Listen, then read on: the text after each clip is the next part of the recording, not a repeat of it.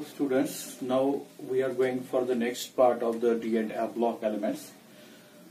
In last lectures we have dealt with the properties of the transition elements. That is a 3D, 4D and 5D series. We see all their physical properties.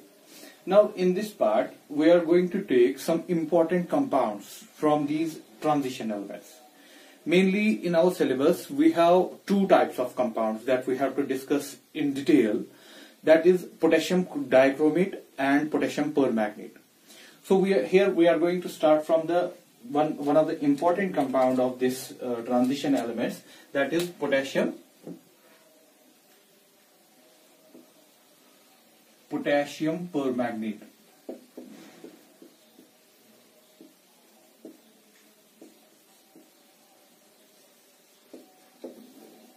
We can write KMnO4. तो अब सारा जो हमारा discussion रहेगा वो potassium permanganate के ऊपर रहेगा, और दूसरा कंपाउंड जो हम बाद में देखेंगे that is regarding the potassium dichromate. सबसे पहले पोटेशियम परमैंगनेट. ये जो पोटेशियम परमैंगनेट है, यहाँ पर आप दो चीजों पे फोकस कीजिएगा. मैं आपको लिखूंगा KMnO4. इसको हम बोलते हैं पोटेशियम, जैसे मैंने लिखा भी ऊपर, परमैंगनेट.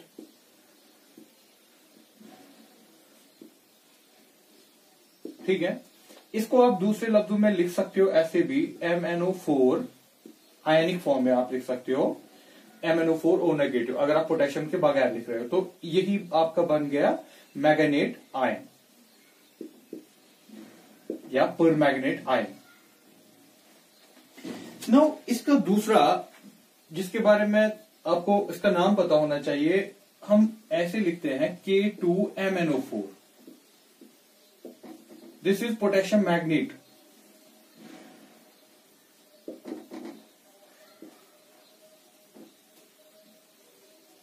ठीक है, this is potassium magnet, this is permanganate. और you can also write MnO4. अगर आपको इसको आयनिक फॉर्म में लिखना है तो आप इसको लिख सकते हो MnO4 2 नेगेटिव. दो पोटेशियम को बाहर कर दिया तो 2 नेगेटिव आ गया. So this is also known as manganate ion. So here we have potassium permanganate and potassium manganate. पोटेशियम परमैंगनेट किसको कहते हैं, मैंगनेट आयन किसको कहते हैं, इसको पूरे याद रखिएगा. ये जो पोटेशियम परमैंगनेट है, यहां पर इसमें इसकी ऑक्सीडेशन स्टेट, मैग्नीज की ऑक्सीडेशन स्टेट +7 है, और इसमें इसकी ऑक्सीडेशन स्टेट +6 है. जब आप, जैसे हम ऑक्सीडेशन नंबर कैलकुलेट करते हैं, जब आप वो कैलकुलेट करेंगे तो इसका +7 आएगा, इसका +6 आएगा. ठीक. इसका जो कलर होता है, ये वाला परमैंगनेट डार्क पर्पल. ठीक. इसका कलर डार्क पर्पल का होता है. इसका कलर जो आपका है, this is also a colour slightly greenish, dark purple, and this is permanganate हमारे पास. Now we will go in detail. अगर सबसे पहले हम स्ट्रक्चर की बात करें, स्ट्रक्चर इसका देखिए परमैंगनेट का, ज्यादा हमारे लिए इंपॉर्टेंट ये है परमैंगनेट. स्ट्रक्चर की बात करें,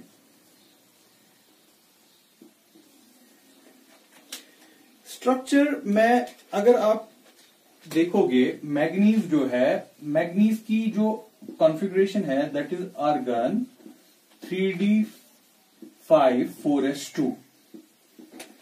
तो इसके वैलेंस शेल में 5d में और s में 2, टोटल 7 है.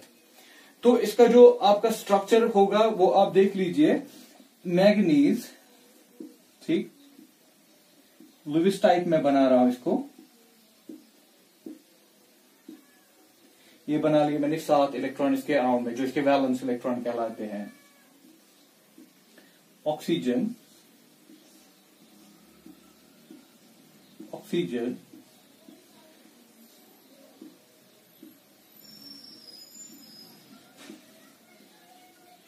ठीक है. तो देखिए आप इधर, ये इसका मैग्नीज का स्ट्रक्चर, अगर आपको ये यहीं से दिखेगा, इधर tetrahedral type, it's a tetrahedral type. अगर आप इसका स्ट्रक्चर देखेंगे, ये जो आपके पास है MnO4 2 नेगेटिव,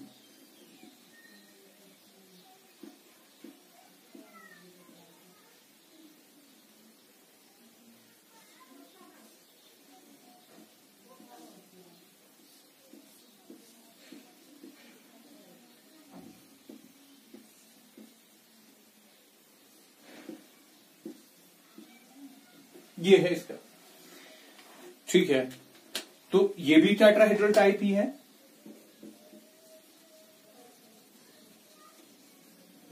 लेकिन फर्क देखिए, इसमें आपके पास एक अनपेयर्ड इलेक्ट्रॉन बचता है। ये जो आपके पास एक अनपेयर्ड इलेक्ट्रॉन बचता है, इसमें कोई भी अनपेयर्ड इलेक्ट्रॉन नहीं बचता। इसमें इसकी ऑक्सीडेशन स्टेट कितनी, +7, although it is a covalent compound, लेकिन +7 इस तरीके से कि ये कोवेलेंट जो बना ज्यादातर ऑक्सीजन की तरफ ही होगा। और यहां पर इसकी भी +6 है, और एक यहां पर अनपेयर्ड इलेक्ट्रॉन आपके पास है। तो ये हो गया इसकी स्ट्रक्चर के बारे में। तो यहां पर हम एक इंपॉर्टेंट इन्फ्रेंसेस, एक इंपॉर्टेंट कंक्लूजन इससे निकाल रहे हैं, इसके स्ट्रक्चर से। अगर आपको कोई बोलेगा कि इसका मैग्नेटिज्म होगा, मैग्नेटिज्म जो होता है वो अनपेयर्ड इलेक्ट्रॉन की वजह से होता है। इसमें तो कोई अनपेयर्ड इलेक्ट्रॉन नहीं है, और इस वाले में एक अनपेयर्ड इलेक्ट्रॉन है, तो ये मैग्नेटिक होगा, ये मैग्नेटिक नहीं है। तो हम यहां पर ये कहेंगे, जो आपके पास ये पोटेशियम परमैंगनेट है, पोटेशियम परमैंगनेट इज डायामैग्नेटिक।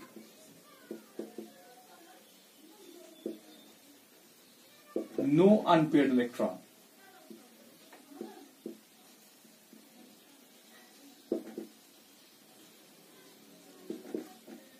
ये जो है it is a weakly paramagnetic, उतना भी एक ही इलेक्ट्रॉन है लेकिन है, तो इसको हम वीकली पैरामैग्नेटिक कहेंगे। टेम्परेचर डिपेंडेंट वीकली पैरामैग्नेटिक आपकी टेक्स्ट बुक लिख रही है, इसमें मैग्नेटिज्म है। इस वाले में मैग्नेट में, परमैग्नेट में नहीं है। अब ये तो हो गया मैग्नेटिज्म के बारे में। अब कलर के बारे में, जो ट्रांजिशन एलिमेंट्स का कलर होता है, जैसे कि हमने कोऑर्डिनेशन कंपाउंड्स में भी देखा, ट्रांजिशन एलिमेंट्स का कलर जो ट्रांजिशन एलिमेंट्स कंपाउंड्स बनाते हैं, उनका जो कलर आता है वो डीडी ट्रांजिशन की वजह से आता है। आपको अगर याद होगा, मैंने आपको उस वक्त बताया था डीडी ट्रांजिशन के बारे में। इसमें कोऑर्डिनेशन कंपाउंड्स में जो इनका डी ऑर्बिटल होता है, जो ट्रांजिशन एलिमेंट्स हैं, इनका डी ऑर्बिटल कंपाउंड्स में, इनके जो डी ऑर्बिटल, जैसे हम दिखाते हैं डी ऑर्बिटल को ऐसे 5 ऑर्बिटल्स होते हैं डी के, ये स्प्लिट हो जाता है। फिर अगर ऑक्टाहेड्रल टाइप ऑफ एनवायरनमेंट है तो ऊपर 2 नीचे 3, जिसको आप T2G कहते हो, और ऊपर EG कहते हो, ठीक। अगर आपके पास कोई अनपेयर्ड इलेक्ट्रॉन है, तो अनपेयर्ड इलेक्ट्रॉन, फॉर एग्जांपल अगर यहाँ पर अनपेयर्ड इलेक्ट्रॉन है, ये अनपेयर्ड इलेक्ट्रॉन जब इस पे लाइट पड़ेगी, ये एक्साइट हो जाएगा, ऊपर वाले ऑर्बिटल में चला जाएगा। फिर क्या कहोगे आप, दैट मीन यहाँ क्या हुआ, ये ट्रांजिशन हो गया, यहां से यहां ट्रांजिशन हो गया।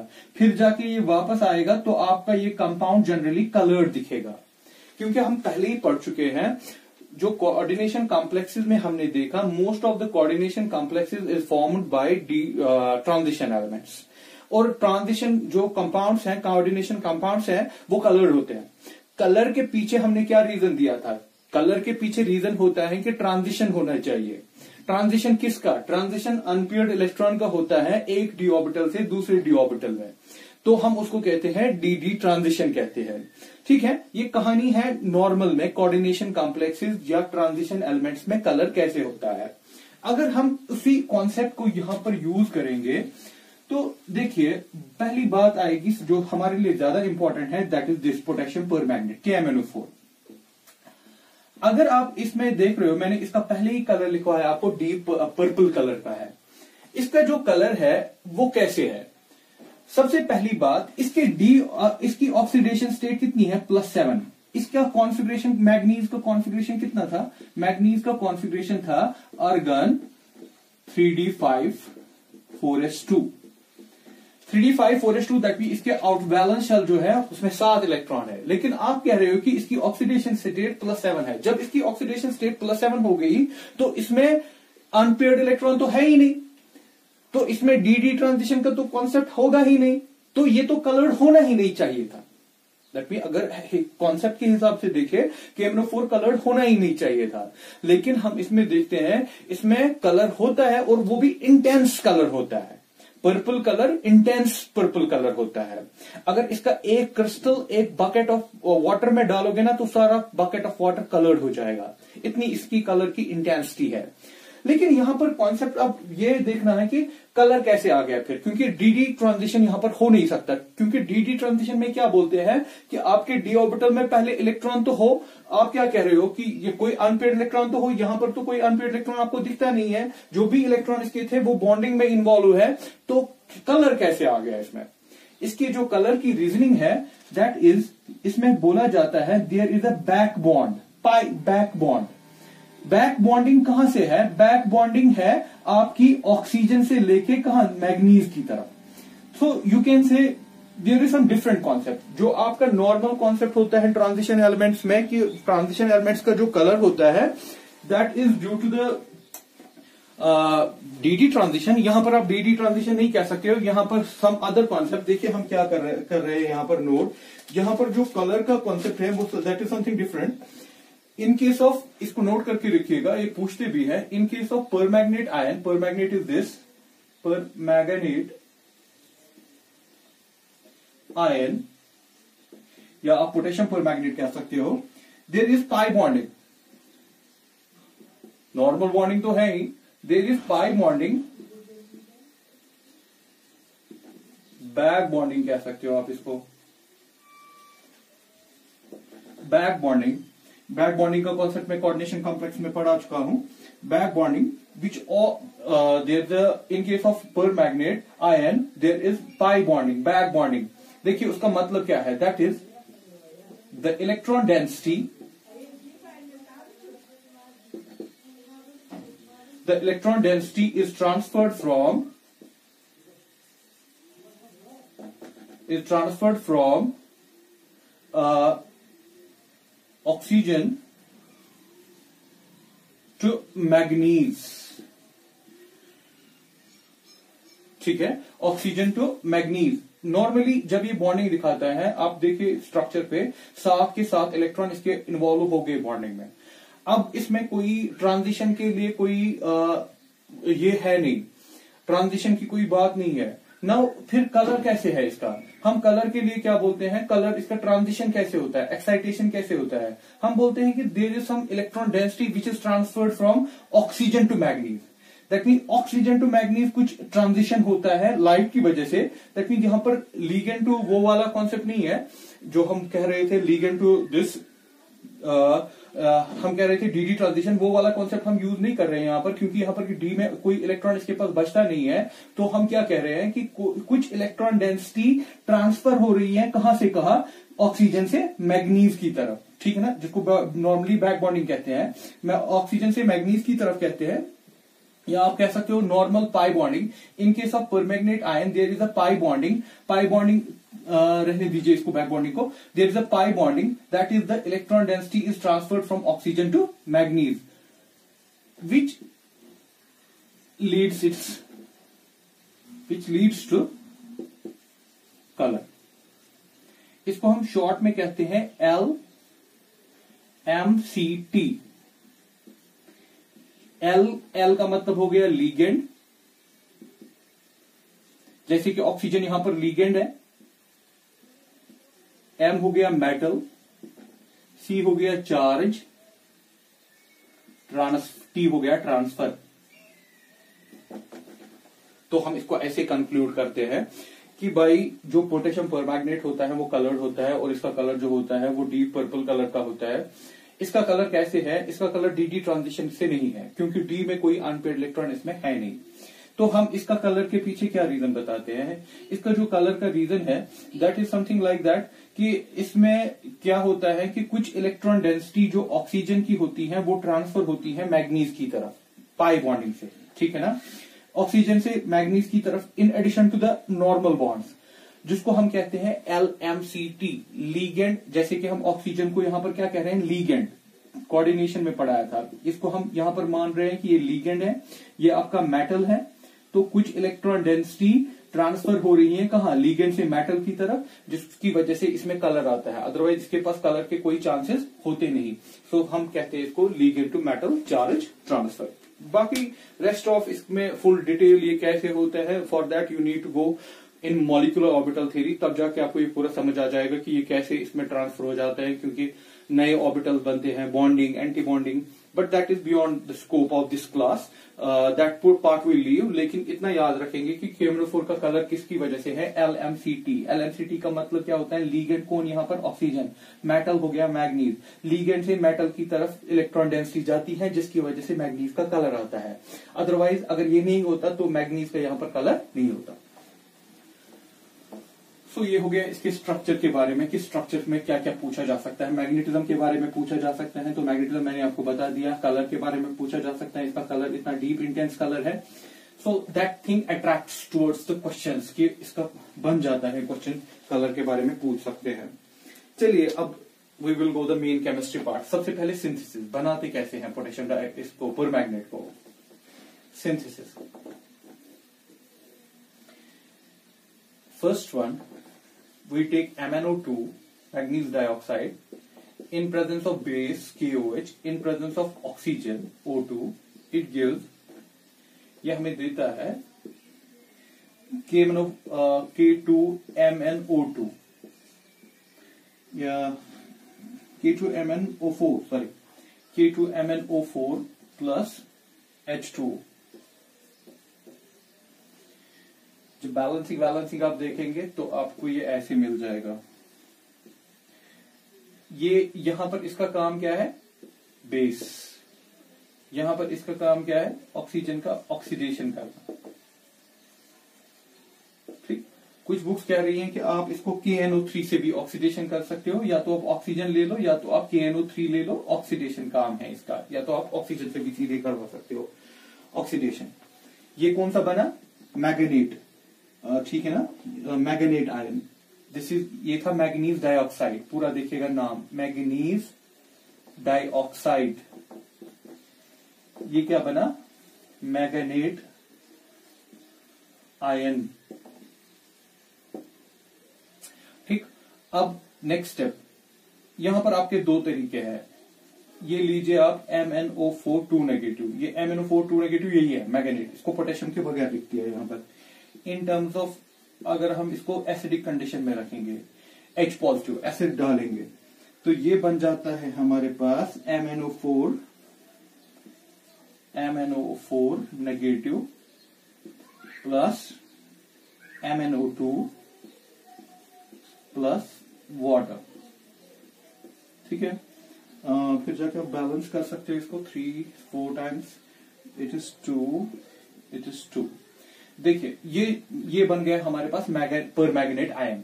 आप अगर नेगेटिव नहीं लिखते तो आप पोटेशियम लिखते, तो जो आपको चाहिए पोटेशियम पर मैग्नेट, तो ऐसे आप बना सकते हो। लेकिन इस रिएक्शन की एक इंपॉर्टेंस आपको बताता हूं, इसमें यहां पर इसकी ऑक्सीडेशन स्टेट +6 है, इसकी यहां पर +7 है, और इसकी यहां पर +4 है। दैट मीन यहां पर ये +6 कन्वर्ट हो गया +7 में भी, +4 में भी। दैट मीन लॉस, +6 से +7 जब गया तो लॉस हो गया इलेक्ट्रॉन का, +6 से जब +4 गया तो गेन किया इसने इलेक्ट्रॉन। तो इस रिएक्शन में यही कंपाउंड, सेम कंपाउंड गेन भी कर रहा है, सेम कंपाउंड लॉस भी कर रहा है। इस टाइप ऑफ रिएक्शन को हम कहते हैं डिस्प्रपोर्शनेशन रिएक्शन। अगर एक ऑक्सीडेशन करता है, दूसरा रिडक्शन करता है, तो उसको बोलते हैं रिडॉक्स रिएक्शन। लेकिन जब एक ही चीज की ऑक्सीडेशन होती है और रिडक्शन होती है, उसको हम बोलते हैं डिस्प्रपोर्शनेशन रिएक्शन। यहां पर आपके पास दूसरा एक तरीका भी है, जैसे आप जा सकते हो, अगर आपके पास MnO4 2 नेगेटिव है, ये वाली चीज, इसकी आप इलेक्ट्रोलिटिक ऑक्सीडेशन करो, that mean by using electricity, electrolytic oxidation, तो ये कन्वर्ट हो जाएगा MnO4 नेगेटिव में। दैट मीन दिस इज, ये हो गया मैग्नेट, ये हो गया पर मैग्नेट आयन। तो ये भी आपके पास, यहां से फिर आपके पास दो तरीके हैं जाने के, या तो आप इस मेथड एसिड में डाल के जाओ, या तो आप इलेक्ट्रोलिटिक ऑक्सीडेशन करो। तो ये हो गया एक मेथड जिससे हम पर मैग्नेट को बनाते हैं।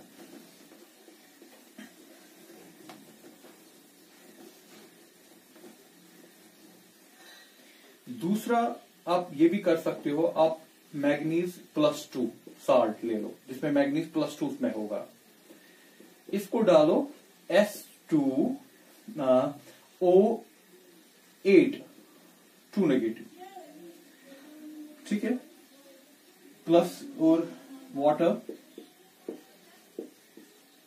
It will get converted to MnO4 negative, ये बन गया आपका permanganate, sulphur dioxide, sulphate, this is sulphate, SO4 को बोलते हैं sulphate, plus 16 times H positive. Balance कीजिएगा, इसको देख लीजिएगा कि कैसे बनेगा आपका, या 10 टाइम्स, दिस इज 8, ठीक है। यहां पर आपके पास मैग्नीज, दिस इज +2 साल्ट, इस चीज को, ये जो है इसको हम बोलते हैं, इसका मैं यहां पर दिखाता हूं, इसका नाम है पर ऑक्सो डाइसल्फेट, पर ऑक्सो डाइसल्फेट, मतलब आपको पता ही होगा इस चीज को हम सल्फेट बोलते हैं, SO4 2 नेगेटिव को हम सल्फेट बोलते हैं।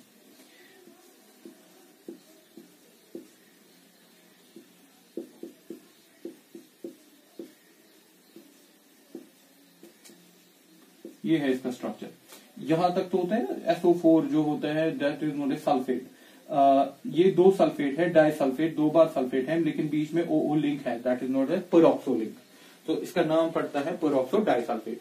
तो Mn2 पॉजिटिव को जो पेरोक्सो डाइसल्फेट के साथ डालते हैं तो वहां पर भी आपका मैग्नीज बन सकता है, सॉरी परमैंगनेट बन सकता है। तो हमने यहां पर इस मेथड से भी देखा। This is all about synthesis, ये 2 आप मेथड्स याद रखिएगा। अब हो गई इसके बाद प्रॉपर्टी, सीधे हम जाएंगे केमिकल प्रॉपर्टी में।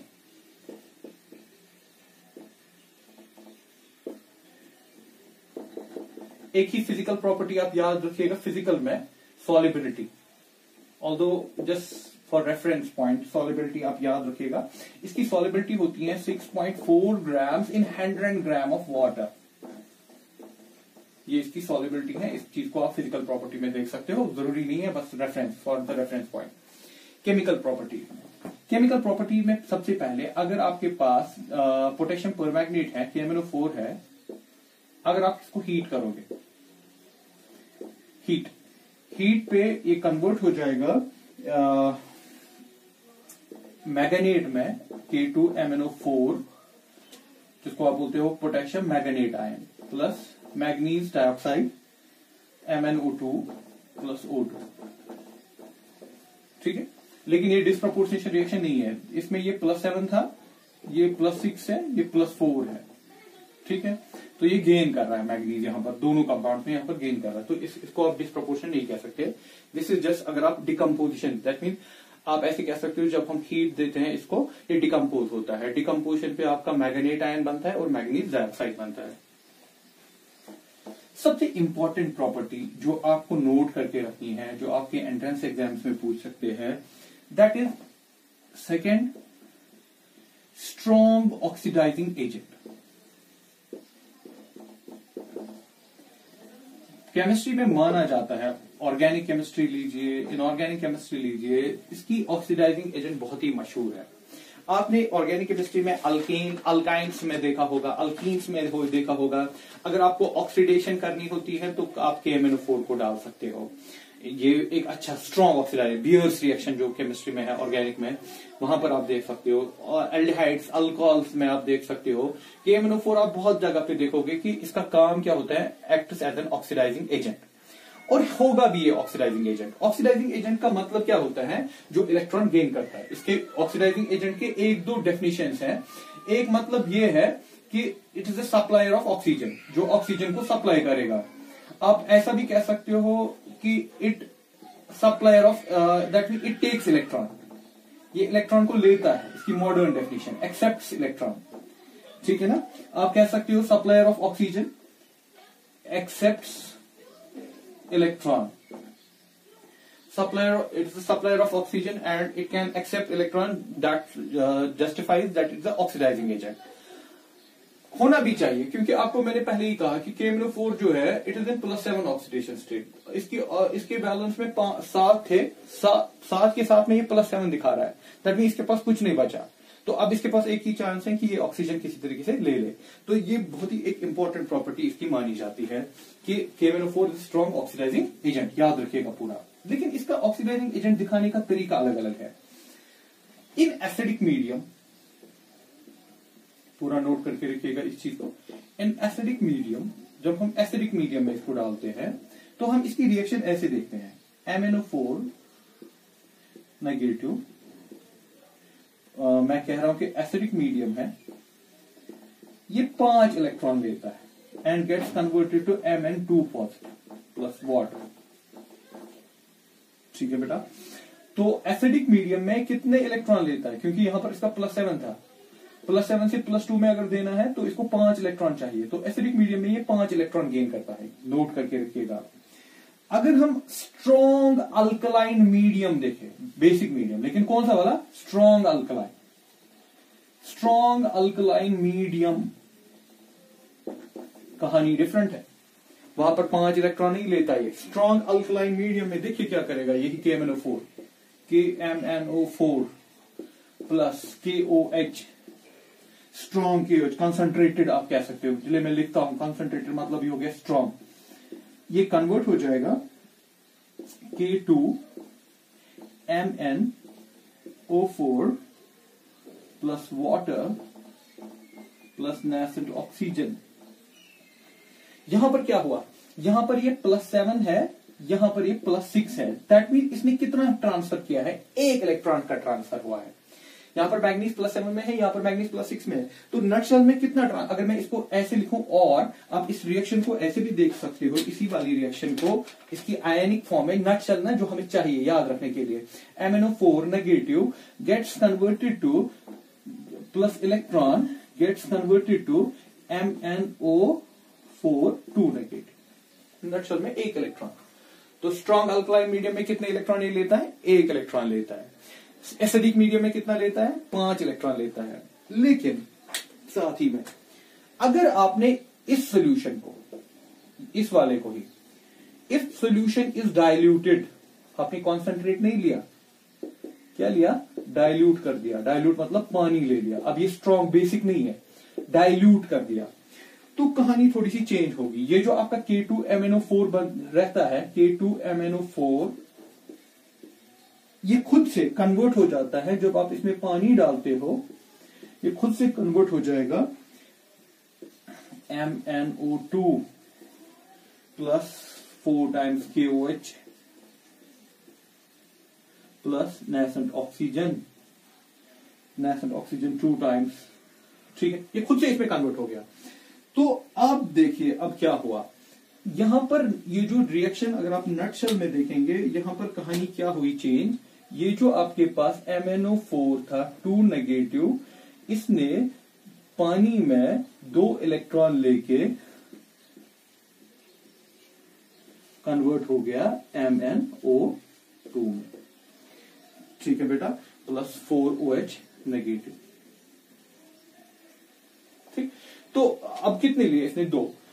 अब यहां पर देखिए कहानी है कि अगर आपके पास स्ट्रॉन्ग अल्कलाइन मीडियम है तो ये 1 इलेक्ट्रॉन लेता है, लेकिन अगर आपके पास क्या है, अगर आपके पास सॉल्यूशन को आपने इसी सॉल्यूशन को डाइल्यूट कर दिया, तो ये यहां पर नहीं रुकेगा, ये और 2 इलेक्ट्रॉन लेगा, कन्वर्ट हो जाएगा MnO2 में। इसमें इसकी ऑक्सीडेशन स्टेट कितनी है, +4, या शॉर्ट में मुझे बताइए टोटल इसने कितने इलेक्ट्रॉन लिए, यहां 1 लिया था, यहां 2 लिए थे, दैट मींस 3। तो मैं कह सकता हूं ना ऐसे कि अगर आपके पास स्ट्रॉन्ग एसिडिक मीडियम है तो ये 5 इलेक्ट्रॉन लेता है, अगर आपके पास स्ट्रॉन्ग अल्कलाइन मीडियम है तो ये 1 इलेक्ट्रॉन लेता है, लेकिन अगर आपके पास स्ट्रॉन्ग अल्कलाइन नहीं है, डाइल्यूट अल्कलाइन है, तो ये 3 इलेक्ट्रॉन्स लेता है। इस चीज को मैं नट कंबाइन करके ऐसे लिख सकता हूं, कंटिन्यू में हूं, इस चीज को मैं कंटिन्यू कर रहा हूं यहां पर। तो नटशेल में मैं इसी रिएक्शन को लिख रहा हूं कि आपके पास जो MnO4 नेगेटिव था प्लस और वाटर आपने डाला है, लेकिन 3 इलेक्ट्रॉन इसने लिए, कब, जब ये अल्कलाइन ये ना डाइल्यूट कंडीशंस में था, तो ये कन्वर्ट हो गया किस में, सीधे MnO2 में, ठीक, ये हो गया कन्वर्ट MnO2 में और 4OH नेगेटिव। तो इसमें देखिए 3 इलेक्ट्रॉन, ये मैंने नटशेल में लिखा, नेट रिएक्शन नीचे, इसके नेट रिएक्शन ऊपर मैंने लिखा हुआ है। ठीक, यहां पर एक नोट करवा रहा हूं, सेम बिहेवियर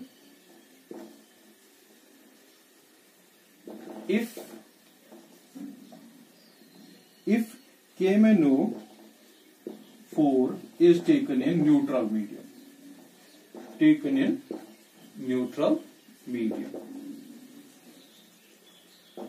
तो यही कहानी कहां पर है अगर आप खाली न्यूट्रल मीडियम लोगे। देखिए बेटा, मैं इसको कंक्लूड करके देता हूं आपको। अगर आपके पास एसिडिक मीडियम है तो 5 इलेक्ट्रॉन जाएंगे, दैट मीन ये 5 इलेक्ट्रॉन लेगा। अगर आपके पास स्ट्रॉन्ग अल्कलाइन मीडियम है तो 1 इलेक्ट्रॉन लेगा। लेकिन अगर आपके पास डाइल्यूट अल्कलाइन मीडियम है, अल्कलाइन है लेकिन डाइल्यूट है, तो 3 इलेक्ट्रॉन जाएंगे ऐसे। और अगर आपके पास न्यूट्रल मीडियम है तब भी 3 इलेक्ट्रॉन जाएंगे। तो इस चीज को पूरा कंक्लूड करके रखिएगा, किस मीडियम में कितने इलेक्ट्रॉन ये लेता है।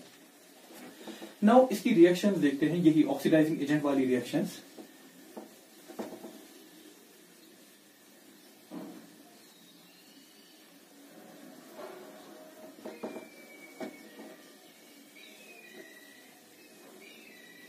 देखिए 2 हिस्सों में मैं इसको बांटता हूं। इन एसिडिक मीडियम, ठीक, मीडियम एसिडिक है, आपके पास है KMnO4। ठीक बेटा, आपने इसमें डाला H2S हाइड्रोजन सल्फाइड, ये कन्वर्ट हो गया सल्फर में। आपने इसमें डाला SO2 सल्फर डाइऑक्साइड, ये कन्वर्ट हो गया सल्फर ट्राइऑक्साइड में। आपने इसमें डाला है NO2 नेगेटिव नाइट्रेट, कन्वर्ट हो गया नाइट्राइड में। आपके पास था Fe2 पॉजिटिव, वो कन्वर्ट हो गया Fe3 पॉजिटिव में। आपके पास था क्लोरीन, कन्वर्ट्स टू Cl2। आपके पास था bromine, converts to bromide.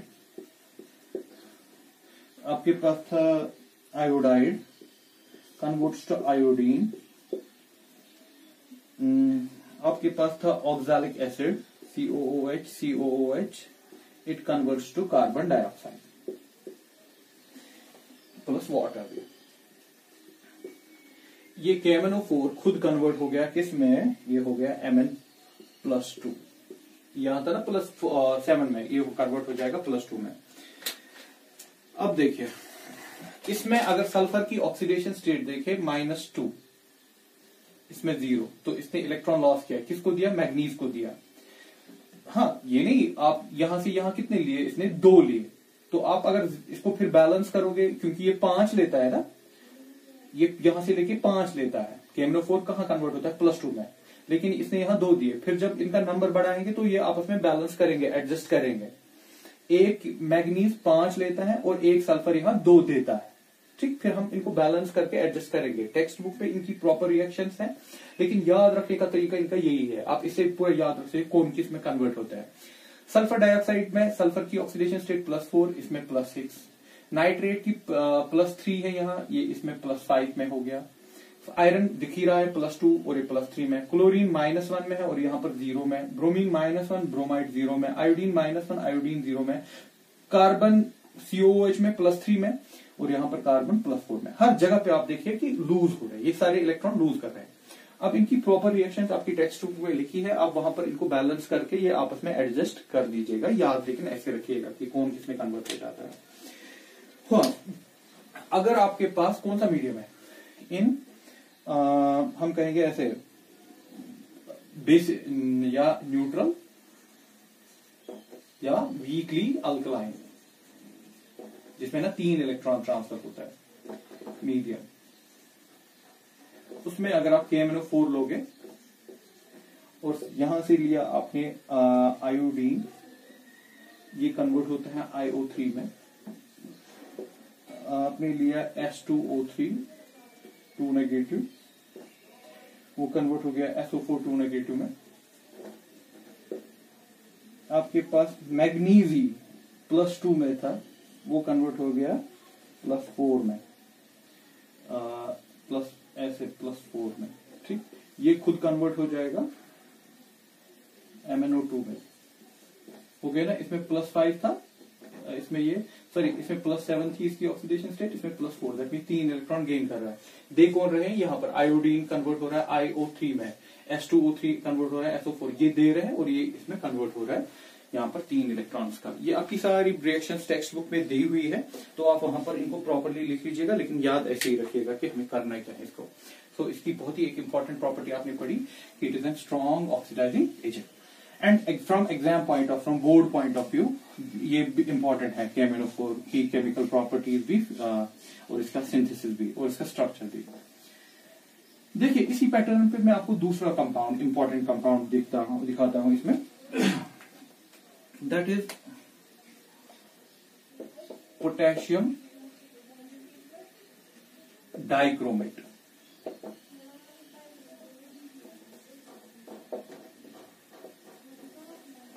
We have second compound that is potassium dichromate, जो हम देखेंगे पोटेशियम डाइक्रोमेट का आपका सिंथेसिस, स्ट्रक्चर सारी चीजें। सबसे पहली चीज इसमें आप याद रखिएगा, जो आपके पास potassium dichromate that is K2Cr2O7, ठीक। इस K2Cr2O7 इसको आप ऐसे भी लिख सकते हो Cr2O7 2 नेगेटिव, ठीक है। तो मैं कहूंगा this is known as dichromate ion. और जैसे मैंने उसमें एक और कंपाउंड दिखाया था उसके साथ, यहां पर भी एक और कंपाउंड याद रखिएगा CrO4 2 नेगेटिव, this is known as chromate ion. अगर पोटेशियम होगा तो पोटेशियम क्रोमेट लिखेंगे आप। यहां पर इसकी ऑक्सीडेशन स्टेट +6, यहां पर भी इसकी ऑक्सीडेशन स्टेट +6 ही, दोनों की ऑक्सीडेशन +6 है। स्ट्रक्चर अगर बात करें Cr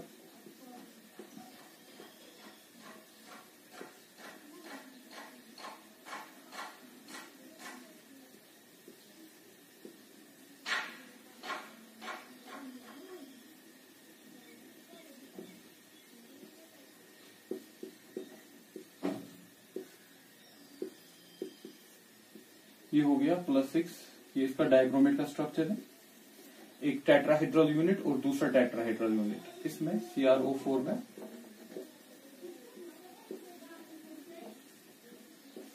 ये भी टेट्राहेड्रल है। इसमें 2 टेट्राहेड्रल यूनिट्स हैं, इसमें एक टेट्राहेड्रल यूनिट है, but it is a tetrahedral दोनों, और दोनों की ऑक्सीडेशन स्टेट +6 है। साथ में यही बता दूं दोनों कलर्ड हैं, this is coloured, orange colour होता है इसका। लेकिन अब अगर कलर की बात करें, हम देखेंगे, देखिए कलर इसका कैसे आ गया। क्रोमियम की जो ऑक्सीडेशन ये कॉन्फ़िगरेशन है that is argon 3d5 4s1, तो इसके आउटर मोस्ट में 6 है, 5 और 1 हो गया 6। अगर आप 6 कह रहे हो तो लेकिन आप +6 दिखा रहे हो, दैट मीन इसके डी ऑर्बिटल में कुछ नहीं बचा, कोई अनपेयर्ड इलेक्ट्रॉन नहीं बचा, दैट मीन दे डायमैग्नेटिक होंगे, जैसे मैंने उसमें किया, ये डायमैग्नेटिक है। लेकिन कलर है इसमें, कलर किसकी वजह से है इसमें, कलर इज अगेन, कलर इन दोनों का colour is due to LMCT, ligand metal charge transfer. हम ऑक्सीजन को लीगेंड समझेंगे, लीगेंड, और क्रोमियम आपका मेटल है, ये ट्रांसफर करेगा इलेक्ट्रॉन डेंसिटी, जिसकी वजह से इसमें कलर होगा। अदरवाइज मेटल के डी ऑर्बिटल में कोई इलेक्ट्रॉन नहीं था, दैट मीन मतलब क्या कोई नहीं था, इसके सारे इलेक्ट्रॉन्स बॉन्डिंग में इन्वॉल्व हो गए थे। अब वो फ्री नहीं थे एक्साइटेशन के लिए, लेकिन आपने कहां से इसका इलेक्ट्रॉन लाया, आपने इलेक्ट्रॉन कहां से एक्साइट करवा दिया, आपने इलेक्ट्रॉन कहां से ट्रांसफर किया, आपने ऑक्सीजन से ही इलेक्ट्रॉन ट्रांसफर कर दिया, किसकी तरफ, मेटल की तरफ, जिसको हम कहते हैं LMCT, जो मैंने पीछे आपको समझा दिया। तो कलर इनका कैसे है, LMCT की वजह से, कोई अनपेयर्ड इलेक्ट्रॉन है, कोई अनपेयर्ड इलेक्ट्रॉन नहीं है, तो इसकी इनके क्या है, डायमैग्नेटिक इसकी प्रॉपर्टी। ये हो गया इनका स्ट्रक्चर।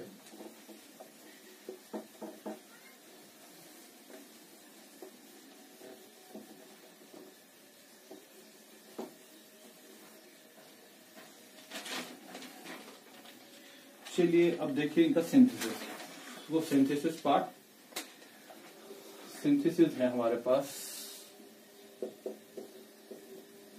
वी हैव FeCr2O4, इसको हम बोलते हैं क्रोमाइट ओर, ये इसकी ओर है।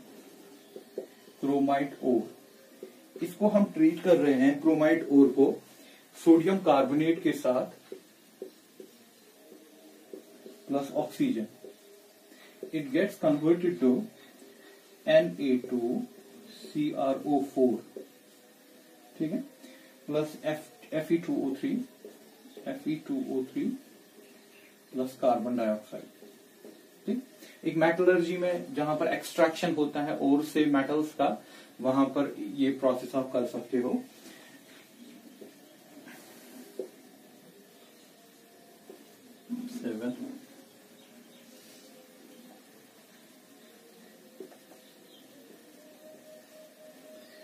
ये जो है यहां पर ये क्या है, ये क्रोमेट आयन है, बट आई नीड डाइक्रोमेट।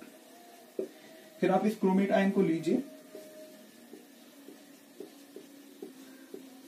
इसको डाल दीजिए एसिडिक मीडियम में, it will get converted to dichromate, sodium dichromate Na2Cr2O7, ठीक है, plus Na positive plus water.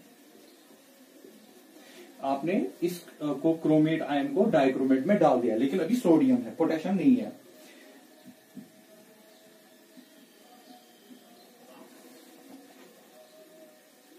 This is yellow in colour, इसका कलर जो होता है येलो होता है। बैलेंस करके आप अगर देखेंगे तो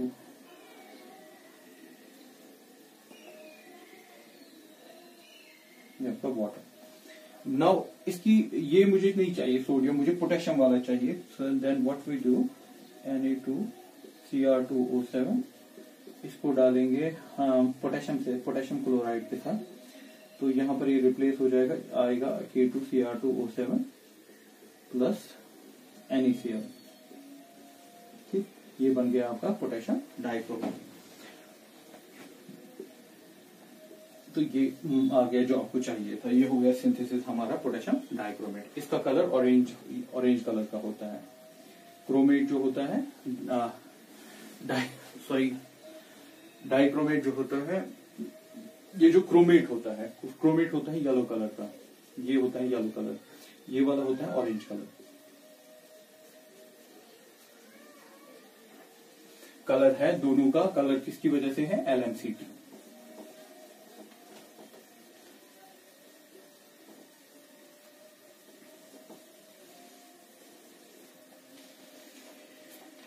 चलो प्रॉपर्टीज की बात करें। प्रॉपर्टीज, सीधे केमिकल प्रॉपर्टीज में आ रहा हूं।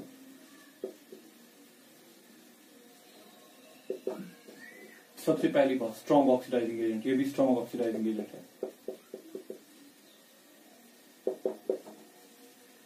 क्योंकि ये भी अपनी हाईएस्ट ऑक्सीडेशन स्टेट में है। K2Cr2O7, इसमें इसका +6 ऑक्सीडेशन स्टेट है। इसके क्रोमियम में +6 ही इलेक्ट्रॉन होते हैं, वो आपने निकाले हैं। अब इसके पास एक ही तरीका है इलेक्ट्रॉन किसी तरीके से गेन कर ले।